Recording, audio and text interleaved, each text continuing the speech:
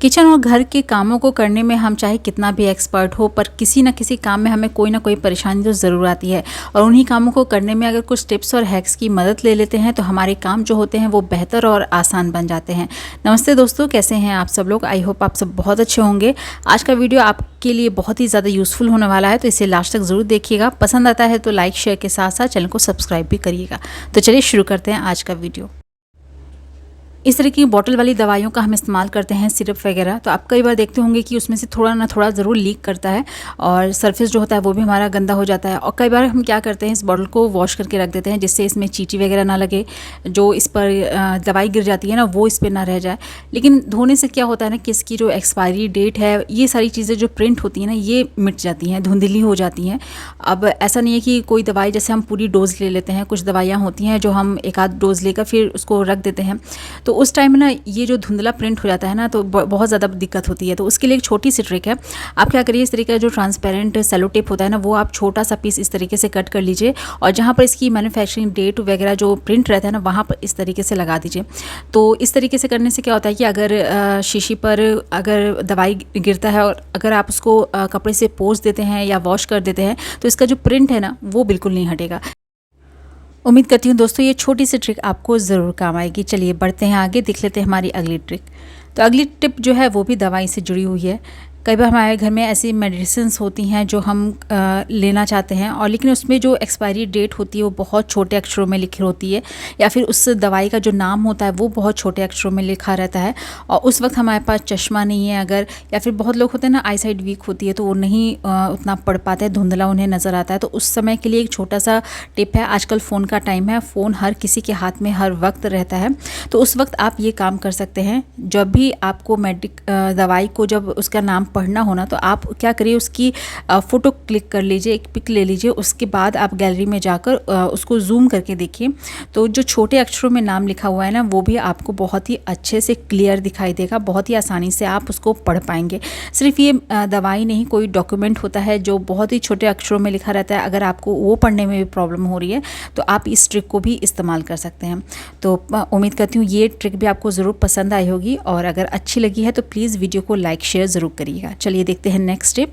तो इस तरीके के झोले जो होते हैं ना, प्लास्टिक वाले जो होते हैं, कई बार होता है कि कोई हम सामान खरीद कर लेकर आते हैं तो उसमें हमें मिल जाते हैं, तो ऐसे जनरली इसका कोई इतना यूज़ नहीं रहता है। कोई ग्रॉसरी वगैरह हम रख लेते हैं या फिर अलग अलग तरीक़ों से काम ले लेते हैं, पर आज एक और तरीका आपको बताऊँगी कैसे आप इसको इस्तेमाल कर सकते हैं। तो यहाँ पे साथ में आपको लेना है एक पिलो कवर, कोई पुराना भी ले सकते हैं जो आप यूज़ नहीं करते हैं, वो पिलो कवर ले लीजिए। और ये जो झोला था ना, प्लास्टिक का बैग जो था, वो आप इसके अंदर इस तरीके से इंसर्ट करके अच्छे से इसको फैला लीजिए, सेट कर लीजिए। अगर आप चाहते हैं तो इसको सुई धागा से भी टक कर सकते हैं, या फिर एक सेफ्टी पिन लगा कर भी इसको फिट कर सकते हैं, फिक्स कर सकते हैं, क्योंकि इसको हमें बार बार निकालना भी होता है। तो मैंने इसको ऐसे ही छोड़ दिया है क्योंकि ये बहुत ही अच्छे से एडजस्ट हो जाता है। अब हम इसको कैसे यूज़ करेंगे, आप देखते होंगे जब हम किचन में बर्तनों को धोते हैं तो हम बर्तनों को वॉश करने के बाद इस तरीके से स्लैब पर रखते हैं और बहुत सारा पानी जो है वो बर्तनों में से ड्रेन होकर निकलता है, जिससे हमारा जो पूरा स्लैब है ना वो भीग जाता है। इसको अलग से फिर साफ़ करना होता है, कई बार होता है कि बहुत ज़्यादा स्पॉट भी लग जाते हैं। तो उस टाइम के लिए ये जो हमने बनाया है ना ये आपको बहुत काम आएगा।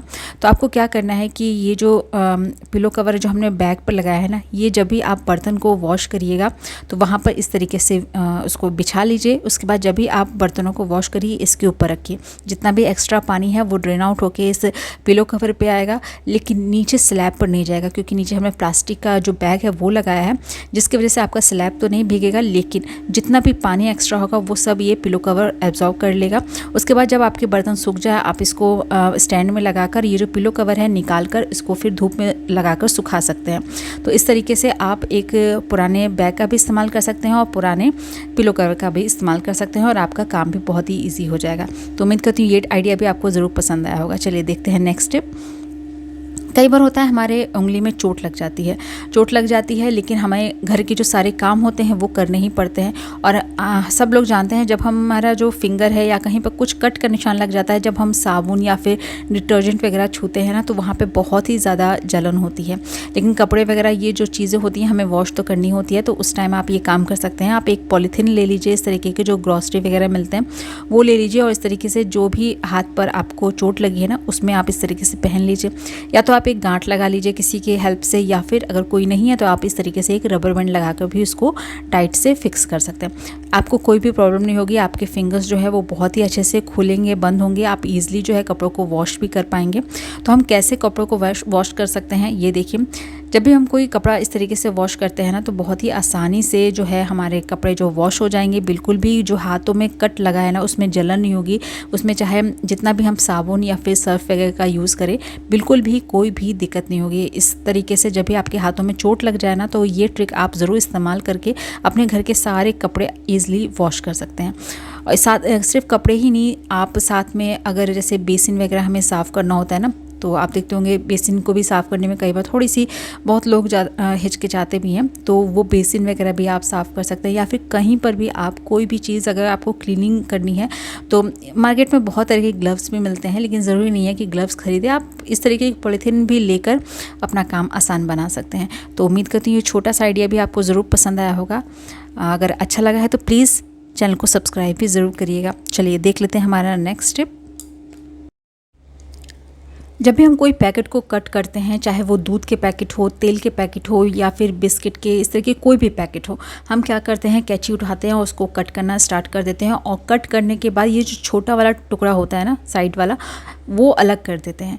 ये अलग करने से क्या होता है ना कि सारे कूड़ों में ये मिक्स हो जाता है। आप देखते होंगे जहाँ पर सारे कूड़ों को फेंका जाता है, कचरों को फेंका जाता है, वहाँ पर बहुत सारे जानवर भी रहते हैं और ये जो छोटे छोटे पीस होते हैं ना ये खाने के साथ मिक्स हो जाते हैं, जिसके बाद जानवर को पता नहीं चलता है कि हम वो प्लास्टिक खा रहे हैं, और जो कि उनके हेल्थ के लिए बहुत ही ज़्यादा नुकसानदायक है। तो प्लीज़ आप कभी भी कोई भी पैकेट को कट करिए ना तो जो छोटा वाला साइड होता है ना वो आप पूरा उसको कट करके अलग मत करिए, हल्का सा उसको ज़रूर ज्वाइंट रखा करिए, जिससे जो है ये पूरा एक बड़ा सा पैकेट पता चले, जिससे जब वो खाने जाए ना तो बिल्कुल भी उठाए नहीं, क्योंकि ये जो छोटे वाले पीस होते हैं ना ये खाने के साथ मिक्स हो जाते हैं।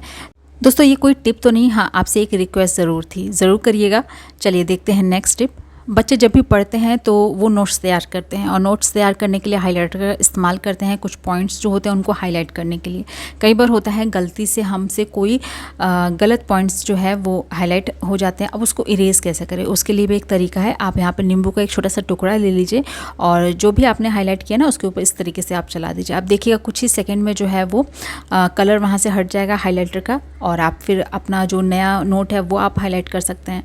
जब भी आप इस तरीके से हाइलाइटर का इस्तेमाल करते हैं और उसको आपको इरेज करना है तो नींबू का एक बार ज़रूर इस्तेमाल करके देखिएगा। उम्मीद करती हूँ ये आइडिया भी आपको ज़रूर पसंद आया होगा। चलिए बढ़ते हैं आगे, देख लेते हैं हमारी नेक्स्ट टिप। जब कभी हम खाने के लिए प्लेट वगैरह लगाते हैं उसमें थोड़ा सा अचार वगैरह निकालते हैं, या फिर कोई भी ऑयली कोई डिश रहती है, जब हम कटोरी या प्लेट में निकालते हैं आप देखते होंगे बहुत सारा ऑयल जो है वो उस बर्तन में लगा रहता है। और इसके बाद जब हम उसको सीधे सिंक में डालेंगे और जब जूने से इसको साफ़ करेंगे, आप देखिएगा सारा जो ऑयल होता है वो जूने में लग जाता है, जिसके बाद हमारा जो जूना होता है ना वो भी बहुत ज़्यादा ग्रीसी हो जाता है। तो आप जब भी इस तरीके कोई जो ऑयल ज़्यादा लगे हुए जो बर्तन है ना उनको वॉश करने से पहले आप ये काम ज़रूर करिएगा।